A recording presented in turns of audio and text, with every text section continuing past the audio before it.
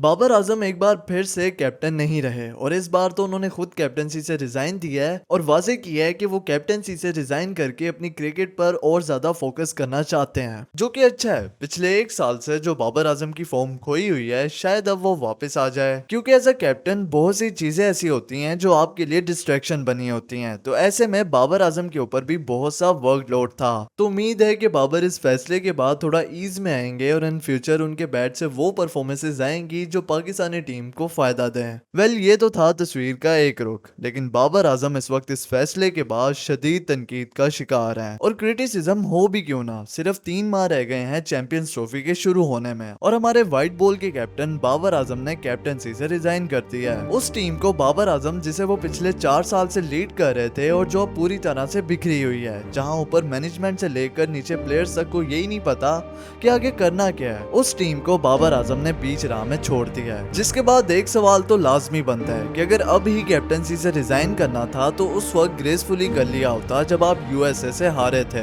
लेकिन नहीं। बाबर आजम ने अपनी कैप्टनसी में पाकिस्तान क्रिकेट को उस स्टेज पर लाकर खड़ा कर दिया है जो कि अब पाकिस्तान क्रिकेट कम एक सर्कस ज्यादा लगती है। और इस मुश्किल टाइम पर इस फैसले के बाद बाबर आजम ने खुद को एक फेल्ड कैप्टन, प्लेयर नहीं एक फेल्ड कैप्टन प्रूव कर दिया है। आइए तो जानते हैं हमारे स्टार बैट्समैन के कैप्टनसी एरा को। ये किंग का मैं क्या करूँगा जो उसने मैच नहीं जितवा के देना है। आपने पूरी टीम को सोशल मीडिया के थ्रू टीम के अंदर रखा हुआ है, आपने पागल कर दिया पूरी आवाम को। आप अपने दोस्तों के साथ टीमें बना रहे हैं। आप अपनी मर्जी से टीम बनाते हैं, अपनी मर्जी से खिलाते हैं। आपको इसी तरह दिया गया था, आप फेल हो गए। बाबर आजम की कैप्टनसी का एरा स्टार्ट हुआ अक्टूबर 2019 में, जब सरफराज अहमद को कैप्टनसी से हटाकर बाबर आजम को व्हाइट बॉल का कैप्टन अपॉइंट किया गया और 2020 तक बाबर आजम पाकिस्तान के ऑल फॉर्मेट्स कैप्टन बन चुके थे। अब बाबर आजम की कैप्टनसी के अर्ली ईयर्स तो काफी सक्सेसफुल गए थे। तब पाकिस्तान बाबर आजम के अंडर तकरीबन सारी सीरीज जीत रहा था और बाबर आजम भी एज अ बैट्समैन अच्छा परफॉर्म कर रहे थे। ये वही टाइम था जब बाबर आजम ने आईसीसी रैंकिंग्स पर डोमिनेट करना शुरू किया था। तो टाइम बाबर में जितनी भी शॉर्ट कमिंग्स थी हर फॉर्मेट में एज अ कैप्टन, उन्हें इग्नोर किया गया क्योंकि ये बाबर आजम के अर्ली ईयर्स थे। तो उन्हें जितना उस टाइम सपोर्ट किया जाता तो इन फ्यूचर बाबर ने उसे पे ऑफ करना था। तो फैंस का एक समंदर बाबर आजम के साथ था। अब ये बात तो विदाउट एनी डाउट ट्रू है कि पाकिस्तान क्रिकेट में द ग्रेट इमरान खान के बाद बाबर आजम ही ऐसे कैप्टन हैं जिनको इतनी सपोर्ट मिली है फैंस की तरफ से। और इस फैन बेस में और भी इजाफा होता है 2021 के T20 वर्ल्ड कप के बाद, जिस वर्ल्ड कप में पाकिस्तान ने इंडिया को पहली बार वर्ल्ड कप्स में हराया था और वो भी 10 विकेट्स के बड़े मार्जिन से। ये अचीवमेंट ही ऐसी थी कि आज तक किसी भी पाकिस्तानी कैप्टन ने इंडिया को वर्ल्ड कप्स में नहीं हराया था, जो कि पॉसिबल हुआ तो सिर्फ बाबर आजम की कैप्टनसी के अंडर। तो रातों रात हर जगह बाबर बाबर होने लगा, लेकिन किसे पता था कि सिर्फ यही achievement as a captain Babar के लिए उनके कैरियर की सबसे बड़ी अचीवमेंट बनकर रह जाएगी। इस वर्ल्ड कप में टीम ने अनबीटन रहकर सेमीफाइनल के लिए क्वालिफाई किया था, जिसके बाद सेमीफाइनल में आकर पाकिस्तान ऑस्ट्रेलिया से वो टेंस भरा मैच हार जाता है।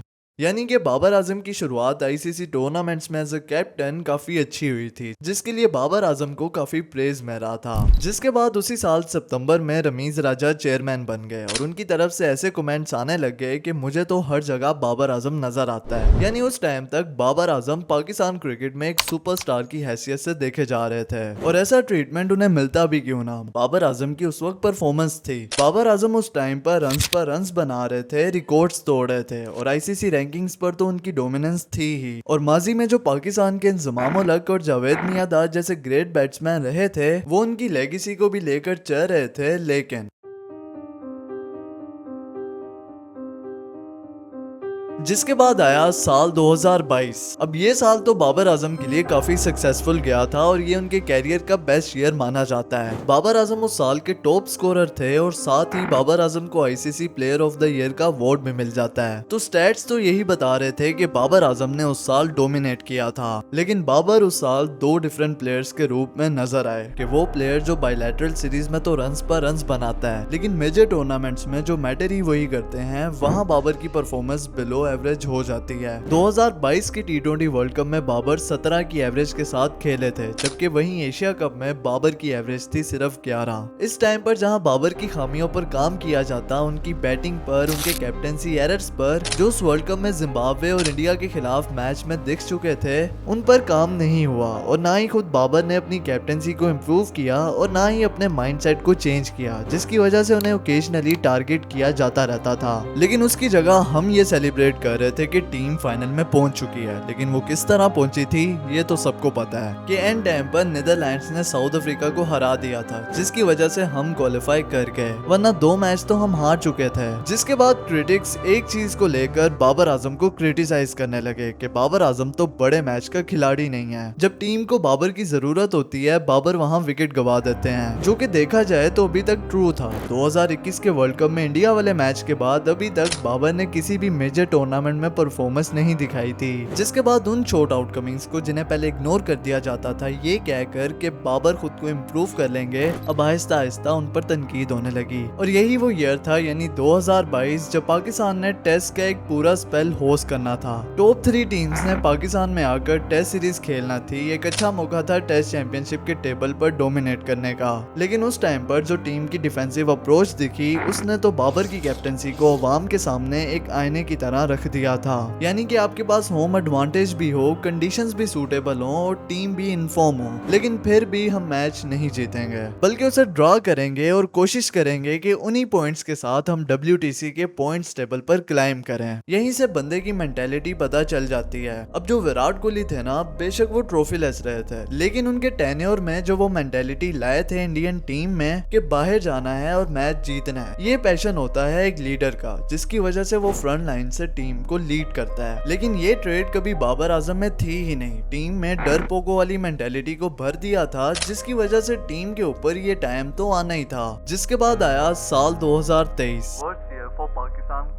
जहां से बाबर आजम के लिए चीजें खराब होना शुरू हुई end of course Pakistan cricket के लिए भी। बाबर अपनी कैप्टनसी में 2 T20 वर्ल्ड कप्स हार चुके थे। बाबर की फॉर्म भी खराब होना शुरू हो गई थी और यहीं से कैप्टनसी ब्लंडर्स भी देखने को मिलना शुरू हुए, जिसकी प्राइम एग्जांपल है 2023 का वर्ल्ड कप। अब जो रियल कैप्टन होता है, उसकी ना कोशिश होती है कि उसकी टीम का मिडल ऑर्डर स्ट्रॉन्ग हो, 2-3 ओपनर्स मौजूद हो, अच्छे फास्ट बॉलर्स हो, बैकअप पड़ा हो, और आगे जाकर जहां इंडिया में वर्ल्ड कप आ रहा था तो एक आध स्पिनर को तैयार किया गया होता, यानी कुल मिलाकर एक कंप्लीट टीम होती। लेकिन ऐसा कुछ भी नहीं हुआ बाबर आजम के एरा में, स्पेशली उस वर्ल्ड कप में जहां पाकिस्तान की वर्ल्ड कप विनिंग टीम ही नहीं बनी थी, जो इंडिया में जाकर ओपोनेंट्स को टफ टाइम देती, बल्कि उसकी जगह यारी कोटा पर प्लेयर्स उस स्क्वाड का हिस्सा थे। तो वो क्या विनिंग टीम बनती, वो तो टूर्नामेंट की एक एवरेज टीम थी जो अफगानिस्तान से भी मैच हार गई थी। जो एक्सपेक्टेशंस पाकिस्तानी टीम को लेकर थी उस वर्ल्ड कप में, उन्हें खत्म करने में पाकिस्तानी टीम ने ज्यादा टाइम नहीं लगाया। पाकिस्तान उस वर्ल्ड कप में सेमीफाइनल की स्टेज तक भी नहीं पहुंच पाया। Babar Azam as a captain फिर से फेल हो चुके थे। अब यहाँ पर कैप्टन के साथ PCB भी उतना ही जिम्मेदार है कि जिसने कोई ऐसी लॉन्ग टर्म प्लानिंग ही नहीं की थी कि अगले साल ODI का वर्ल्ड कप आ रहा था, जिसके लिए काबिल प्लेयर्स को सिलेक्ट किया जाता। पूरे टूर्नामेंट में जहाँ टीम 350 रन स्कोर कर रही थी, पाकिस्तान वो टूर्नामेंट 250 वाली मेंटेलिटी के साथ खेल रहा था। कैप्टन की स्लो बैटिंग, कैप्टन की अर्ली विकेट, कैप्टनसी एरर्स, पता चल रहा था कि बाबर आजम कितने लॉस थे उस वर्ल्ड कप में। अब जिस टाइम बाबर आजम को कैप्टनसी मिली थी, वो राइट टाइम नहीं था उनके कैरियर का उन्हें एज अ कैप्टन बनाने के लिए। उनका डेवलपमेंट फेज चल रहा था, उनके अंदर कमियां थी जिसे वक्त के साथ इम्प्रूव होना था। लेकिन इस सब को साइड पर रखकर बाबर आजम को कैप्टन बनाया गया। अब अगर बाबर आजम कैप्टन बन ही गए थे तो उन्हें चाहिए था कि उनके अंदर जो खामियां थी उन्हें इम्प्रूव करते, लेकिन बाबर आजम 3 साल कैप्टन बनकर भी सीख नहीं पाए, जिसका नतीजा फिर सबके सामने था।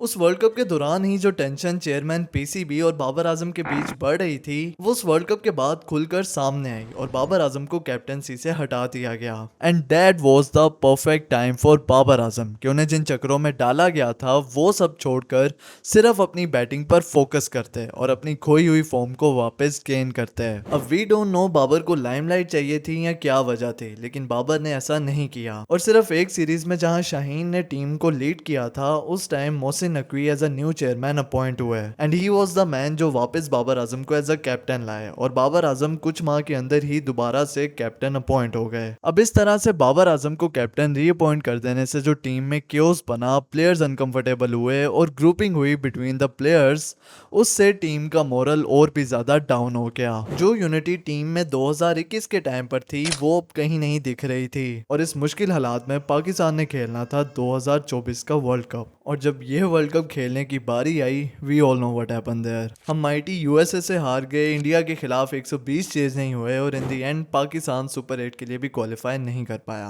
और बाबर एंड को एक बार फिर से तनकीद की जद में। आपके स्टैट मेरे से भी घटिया है, आपके स्टैट मेरे से भी नीचे हैं, लेकिन आप किंग हैं। ओ भाई आप जाली किंग हैं। जिसके बाद अब बाबर आजम को इन कुछ महीनों में दूसरी बार कैप्टनसी से हटा दिया गया है और इस सब तमाशे में ये पाकिस्तान क्रिकेट कम गली क्रिकेट ज्यादा लग रही है। वेल इन दी एंड मैं यही बोलूंगा जो कि मोस्ट इंपोर्टेंट थिंग भी है वो ये कि बाबर आजम तब बाबर आजम थे जब उनके ऊपर कोई उंगली नहीं उठा रहा था, लेकिन जैसे ही बाबर की परफॉर्मेंस बंद हुई उन्हें क्रिटिसिज्म फेस करना पड़ा और अभी भी कर रहे हैं। अब अगर कोई भी प्लेयर है तो वो ये जो स्ट्रक्चर बना हुआ है इससे बड़ा नहीं होता, वो तब तक उस पोजीशन पर है जब तक उसकी परफॉर्मेंस है और जब वो परफॉर्मेंस नहीं दिखाएगा तो उसके पीछे हजारों खड़े हैं उसको रिप्लेस करने वाले। वेल अभी जस्ट बाबर ने कैप्टनसी छोड़ी है, उनका कैरियर खत्म नहीं हुआ, आगे इंग्लैंड के खिलाफ सीरीज आ रही है एंड आई रियली वांट कि बाबर आजम उस सीरीज में उन क्रिटिक्स के मुंह पर एक तमाचा दे अपने बैट से और सबको बताएं कि कौन है बाबर आजम। वेल बाबर आजम के इस फैसले को आप किस तरह से लेते हैं, let me know in the comments. Thanks for watching, Allah Hafiz.